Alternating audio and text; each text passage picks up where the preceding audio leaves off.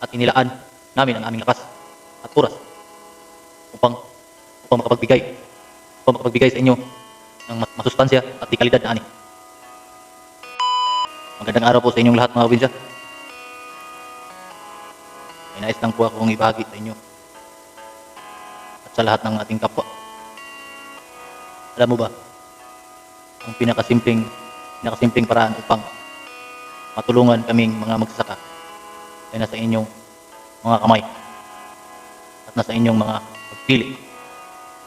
Kapag ikaw ay namimili sa palengke o sa mga tindahan, kapag ikaw ay namili sa grocery o kahit saan, piling ko sa inyo na piliin mo palagi ang mga produktong gawa ng ating bansa. Sa bawat pagtangkilik nyo sa sariling atin, may direktang tulong na dumating sa amin ng mga lokal na magsasaka. Ang bawat piso na inyong ibinibayad ay hindi lang basta bayad sa produkto. Ito ay kabuhayan para sa amin.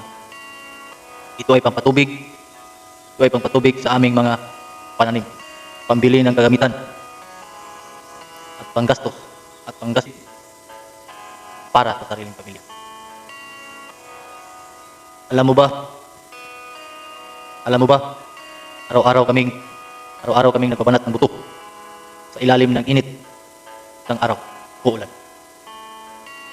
Nagpapagod po kami, nagtitiis,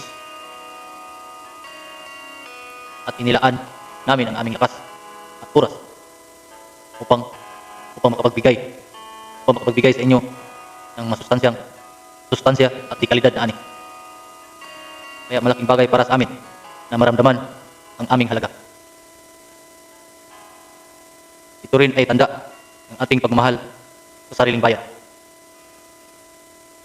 Kapag sinusuportahan natin ang sariling atin, lumalakas ang ating kabuhayan.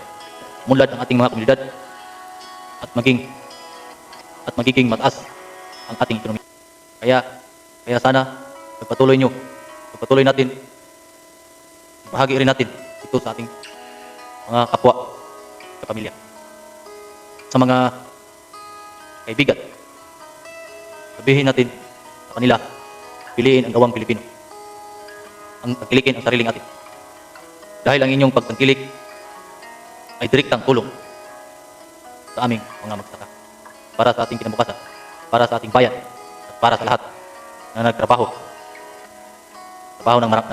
ng marangal. Suportahan natin ang sariling atin. Support local farmers, mga magsasaka. Mahalin ang sariling atin para sa pag-unlad ng ating bayan. Sana mga kabinsya, isa nito mga kabinsya, malaking bagay na po yung sa aming mga kabinsya ito.